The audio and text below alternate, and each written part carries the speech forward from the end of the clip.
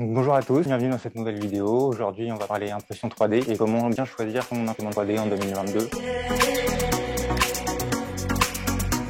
Alors le but de cette vidéo, c'est pas du tout de vous faire un top 10 ou un top 5 comme vous voulez. Aujourd'hui, on va voir quel type d'imprimante 3D, quel type de personnes, sont les points importants à regarder, sont les éléments qui vont définir la qualité de votre imprimante 3D et pourquoi la choisir. Donc on va tout de suite écarter les imprimantes SLS. Ce sont pas des imprimantes grand public, c'est des imprimantes professionnelles. Donc on va pas en parler du tout. Mais par contre, on va parler des SLA. Alors pas toutes les SLA, encore une fois, on va parler uniquement des SLA LCD, les imprimantes SLA qui sont disponibles pour le grand public à des prix abordables. Ici, on a une imprimante SLA de photocentrique. Alors c'est une imprimante résine qui a quelques années déjà. Elle est arrivée ici en janvier 2016, donc la conception date de plus longtemps encore. Et on se rend bien compte qu'elle est plus toute jeune, mais on va pouvoir s'en servir pour parler des éléments à regarder sur une imprimante résine. Alors tout d'abord, pourquoi choisir une imprimante résine? Ce sont des imprimantes qui s'adressent plutôt aux personnes qui sont à la recherche de la précision avant tout. Soit parce que vous voulez imprimer des éléments mécaniques très précis, comme des roues crantées très petites. Vous pouvez avoir besoin d'une précision importante. Dans ce cas-là, une imprimante résine sera un choix approprié. Ou bien si vous êtes maquettiste ou que vous aimez faire des figurines, ce genre de choses. Je pense notamment aux figurines Warhammer, si vous voulez faire ce genre de figurines et les peindre vous-même. Dans ce cas-là, il faut avoir une bonne précision, une bonne résolution pour avoir des modèles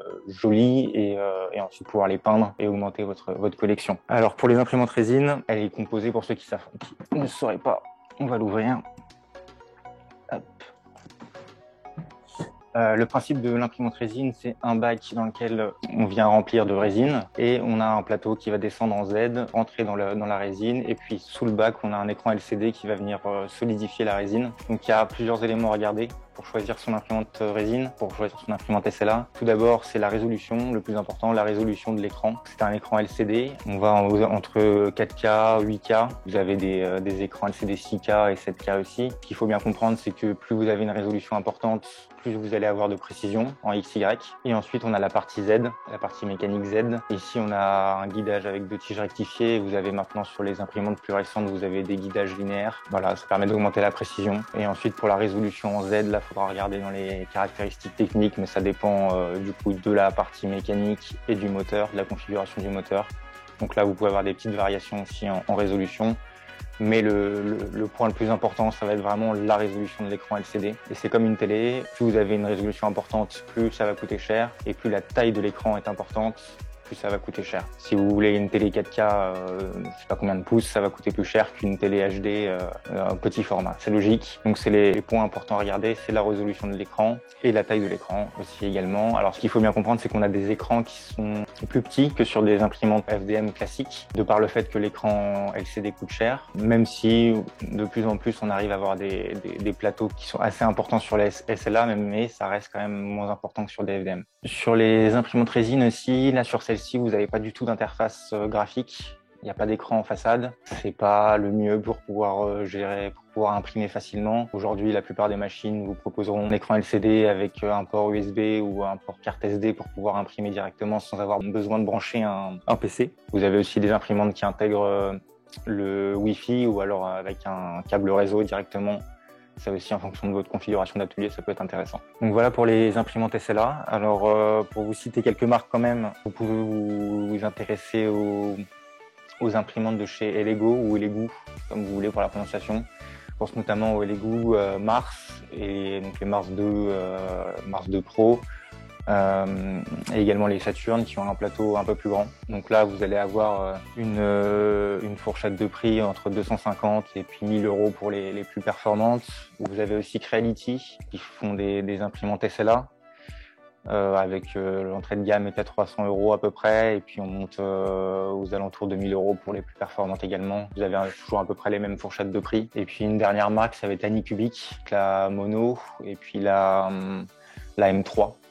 Donc, qui sont des machines qui sont réputées et qui ont, il y a du contenu, il y a beaucoup de personnes qui ont ces machines, donc vous trouverez facilement du contenu pour la maintenance ou des réglages. Là, vous allez trouver ce qu'il faut sur Internet. Donc c'est ces marques-là que nous on vous recommande. Après, vous pouvez aller chercher ailleurs du moment que vous regardez justement les caractéristiques importantes dont je vous ai parlé. Vous pourrez choisir une autre marque si vous le souhaitez, il y a aucun problème là-dessus. Dernière chose importante en parlant des imprimantes SLA. Il faut savoir que c'est pas comme une imprimante FDM, vous aurez un post-traitement obligatoire après vos impressions. Une chose à savoir sur la vitesse d'impression des imprimantes résine, elle se calcule pas de la même façon que les imprimantes FDM. Pour une impression résine, le facteur déterminant de votre temps d'impression, ça va être la vitesse de durcissement par couche. Que votre plateau soit rempli ou qu'il n'y ait qu'une seule pièce, si toutes les pièces font la même hauteur en Z, l'impression durera le même temps, puisque le facteur déterminant, comme je viens de dire, c'est le nombre de secondes par couche. Si, admettons, votre imprimante fait 7 secondes par couche, vous multipliez 7 secondes par le nombre de couches et vous avez votre temps d'impression. Donc voilà, c'est une chose à savoir, même si le plateau est plus petit, vous pouvez multiplier les pièces sur le plateau, ça n'augmentera pas votre temps d'impression. Ce sera la pièce la plus grande en Z qui sera l'élément qui déterminera votre temps d'impression. Et donc pour finir sur les imprimantes SLA, il faut bien penser au post-traitement. Et puis il y a quelques inconvénients aussi. La résine, ça se manipule avec des gants, des masques. Il faut essayer de pas respirer la résine, c'est quand même mauvais, de pas s'en foutre partout. Ça peut salir, niveau entretien, ça demande un peu plus qu'une FDM à ce niveau-là. Bien nettoyer le bac à résine après utilisation, le plateau. Il y a besoin de maintenance à ce niveau-là, enfin de nettoyage. Et puis ensuite, vous avez le post-traitement des pièces. Une fois que vos pièces sont imprimées, il va falloir enlever la résine résiduelle qui serait encore liquide sur votre pièce. Ça, c'est la première chose. Et puis ensuite, il faudra exposer votre pièce à des UV pour le durcissement. Donc là, vous avez des solutions, des machines adaptées directement qui sont vendues par exemple par Elegoo. Ils ont des machines de nettoyage directement et des machines qui fait un bain d'UV à votre pièce avec un plateau tournant et puis des UV qui viennent frapper votre pièce 3D. Donc vous avez ces solutions-là qui coûtent de l'argent, donc ça à prendre en compte aussi si vous voulez vous procurer ce genre de machine, que vous aurez un coût supplémentaire pour le post-traitement. Bien sûr, vous n'êtes pas obligé de prendre des machines du fabricant. Vous pouvez faire ça avec des lampes UV de votre côté, avec une bassine et de l'eau ou du liquide isopropylique. Vous pouvez faire le traitement vous-même. Sinon, si vous voulez les machines, il faut prévoir un petit budget en plus pour acheter les deux machines qui vous servent au nettoyage et au durcissement. Donc on a fait le tour sur les imprimantes SLA, donc on va passer au FDM. Donc à dépôt de plastique en fusion. Donc ici, c'est une imprimante custom Euromakers, mais on va pouvoir discuter des points importants à regarder. La marque est pas importante. Première chose à comprendre sur une pression FDM, c'est qu'il y a différentes technologies à prendre en compte. On va pas parler firmware, puisque de toute façon, la plupart des imprimantes du grand public ont une version de Marline sur laquelle ils ont rajouté une surcouche constructeur, mais c'est du Marline, ou même si c'est pas du Marline, c'est le même fonctionnement, il n'y a pas de problème là-dessus. Donc on va pas parler firmware. En revanche, on va pouvoir parler du mode d'entraînement. Est-ce que c'est par courroie? Est-ce que c'est par tige filetée? Qu'il y a des capteurs, ça c'est les points importants à regarder. La taille du plateau aussi, important, et le type d'extrudeur. Donc on va commencer par parler extrudeur. Ici on a un extrudeur direct, en direct drive. L'avantage de ce genre d'extrudeur, c'est que l'usion se fait, l'entraînement du filament se fait quasiment au niveau de la tête d'impression. Vous voyez, la distance est très faible. Le gros avantage de ce type d'extrudeur, c'est de pouvoir entraîner des filaments souples, notamment nylon, TPU, ce genre de choses. Mais vous avez d'autres technologies qui sont beaucoup utilisées sur d'autres imprimantes, qui est un extrudeur déporté. Comme celui-ci. Donc c'est ce genre d'extrudeur qui va être placé généralement sur l'axe Z mais déporté à ce niveau-là, ou bien sur le côté carrément, mais ça dépend les machines. Donc cet entraînement convient parfaitement sur beaucoup de machines et ça fonctionne très bien. Il faut juste savoir que entre la sortie de l'extrudeur jusqu'à la buse, il faudra prévoir un guidage avec un tube PTFE. Alors là aussi, il faudra privilégier un Capricorne pour avoir un meilleur guidage. Voilà, c'est une chose à savoir si vous souhaitez imprimer du filament souple, si c'est dans vos projets, si c'est vraiment ce que vous voulez faire, plutôt privilégier un extrudeur direct. Vous aurez moins de soucis à ce niveau-là. Deuxième chose à savoir, c'est Le plateau, il y a différents types de plateaux, chacun a son préféré. Moi, j'en ai pas un en particulier. Ici, on a un plateau en verre. Gros avantage, c'est la planéité du plateau en verre. On est sûr d'avoir une bonne planéité, ça conduit bien la chaleur. Alors évidemment, on a un plateau chauffant. Ça maintenant, la plupart des imprimantes 3D, même entrée de gamme, ont des plateaux chauffants. Donc je considère que c'est plus un critère vraiment de choix. Mais en revanche, le type de plateau, lui, est un critère, sachant que ça se change quand même très facilement. Si là, on a un plateau chauffant, mais on peut l'enlever et mettre un plateau aimanté en PEI. Alors, il y en a beaucoup qui adorent ce système-là. Ça marche très bien. Le seul problème, c'est que ça s'abîme au bout d'un moment. Le passage de la buse finit par brûler le PEI, le plateau. Donc, voilà, il faudra prévoir de le changer de temps en temps en fonction du nombre d'impressions. Donc vous avez cette solution-là, ou alors il y a les plateaux en aluminium recouverts avec un Bultac, donc qui est un adhésif rigide qui vient se coller par-dessus et qui est un peu granuleux, donc qui permet une très forte adhérence. Par contre, le problème, c'est que c'est un peu galère pour décrocher ces impressions à certains moments. Donc voilà, ça c'est un peu le choix que vous voulez. Chacun a ses inconvénients et ses qualités. Ici, le plateau en verre, avant de l'abîmer, vous pouvez y aller. Et puis, vous aurez une première couche. Le dessous de votre pièce sera plutôt joli. Le rendu du verre est plutôt sympa, puisqu'il n'y a pas cette granulosité qu'on peut retrouver sur d'autres plateaux. En revanche, vous aurez peut-être des soucis d'adhérence. Il faudra peut-être prévoir de la laque. Contrairement à un Bultac où il n'y en aura pas forcément besoin.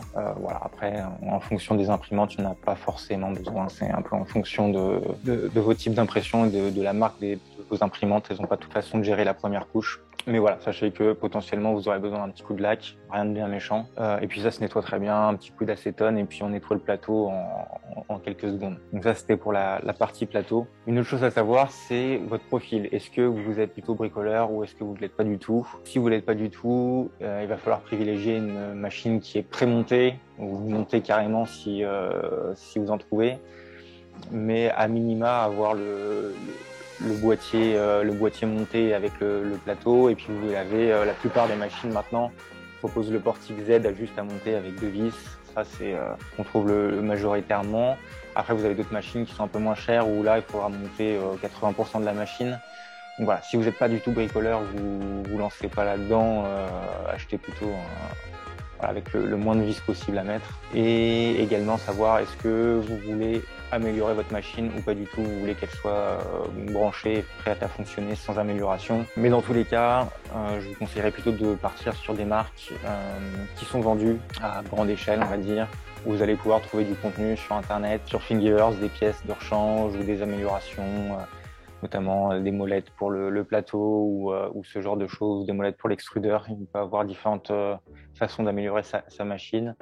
Privilégier des machines où vous avez du contenu disponible sur internet, c'est toujours plus simple si vous avez des problèmes pour trouver des solutions. Un autre point important à regarder, c'est comment se fait la planéité en Z. Alors la plupart du temps, la planéité en Z se fait par un limit switch qui vient dire à la machine son Z0, et puis après on vient régler la hauteur du plateau entre la hauteur entre le plateau et la buse, avec une feuille de papier simple. Mais vous avez sur des machines milieu de gamme, haut de gamme, vous avez maintenant des capteurs, alors soit des Bell Dutch, soit des capteurs inductifs ou capacitifs, qui vont vous permettre de venir palper votre plateau et donc déjà de faire votre Z0, mais également si vous avez des problèmes de planéité, ça permet de les corriger pendant votre programme. C'est-à-dire que la machine vient palper différents points du plateau et en déduit des valeurs de Z ajustées pour votre impression. Donc ça peut être intéressant, surtout si vous avez un grand plateau. Là sur celui-là, on n'a pas de problème de planéité. Sur la même machine, mais en format un peu plus grand, qui se trouve dans l'atelier, le plateau a un creux au milieu. Malgré les réglages, on a toujours ce problème de creux. Et dans ce cas-là, un capteur est intéressant puisqu'il va du coup corriger ce problème-là et vous aurez plus de problème de planéité. Donc voilà, à prendre en compte. Moi, je considère que c'est intéressant d'en avoir un sur les grands formats d'imprimante 3D. Sur un petit comme ça, si vous avez des problèmes de planéité, c'est quand même très rare. Vaut mieux changer le plateau et vous en aurez plus. Il n'y a pas de raison d'en avoir sur des petits formats comme ça. Comme pour les SLA, pour les guidages, privilégiez, si vous avez les moyens, les guidages linéaires qui sont plus précis que les écrous et les tiges sculptées. Après, c'est pas le plus limitant dans une imprimante 3D. Il y a d'autres facteurs limitants à prendre en compte avant. Donc voilà, si vous avez le choix entre deux machines, une avec des tiges sculptées et l'autre avec des guidages linéaires, prenez celle avec les guidages linéaires. Vous y gagnerez.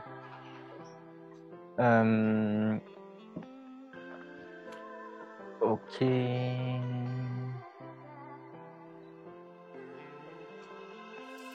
Donc ça, on en a parlé.